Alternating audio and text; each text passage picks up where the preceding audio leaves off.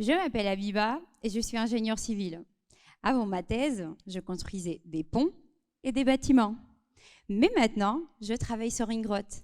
Mais attendez, pas n'importe quelle grotte. Je travaille sur la maison sacrée de Cro-Magnon, la fameuse grotte de Lascaux. Vous savez, malheureusement, la grotte a fermé ses portes. Peut-être que certains d'entre vous ne savent pas pourquoi. Les premiers problèmes sont apparus avec la surfréquentation de la grotte. Le CO2, l'humidité, tout cela a provoqué des moisissures qui abîment beaucoup les peintures rupestres. Quand je construisais des bâtiments, je savais affronter ces problématiques. Je me rappelle d'une fois quelqu'un qui m'a appelé en me disant « Abiba, j'ai des problèmes dans ma salle de bain, j'ai des mauvaises odeurs, de taches noires, je ne sais pas quoi faire, aide-moi s'il te plaît !» Et moi je disais « Pas de souci, je connais le problème. Il suffit de mettre une ventilation mécanique et de mieux isoler ton logement et tu n'auras plus de problème d'humidité. » Maintenant, je change de contexte. Je suis de la grotte de Lascaux, la vraie, évidemment. Et j'observe les mêmes problèmes que dans la salle de bain.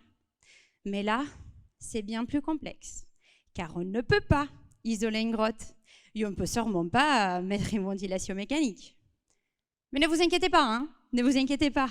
Je suis là pour la conservation de ces patrimoines pour les prochaines générations. Alors, je vais vous raconter comment je vais procéder. Je vais commencer par l'étude de terrain autour de la grotte. Une tâche pas du tout facile, car le terrain de la grotte est sacré. Aucun forage est possible. Donc je vais faire passer un courant électrique afin de deviner la nature du sol. Si on a de calcaire, de sable ou autre, car le calcaire et le sable n'ont pas les mêmes propriétés. Ensuite, je vais reconstruire un modèle 3D qui va représenter toute la géologie autour de la grotte. Cela va me permettre de faire beaucoup de simulations pour mieux comprendre les interactions entre la paroi de la grotte et le terrain autour.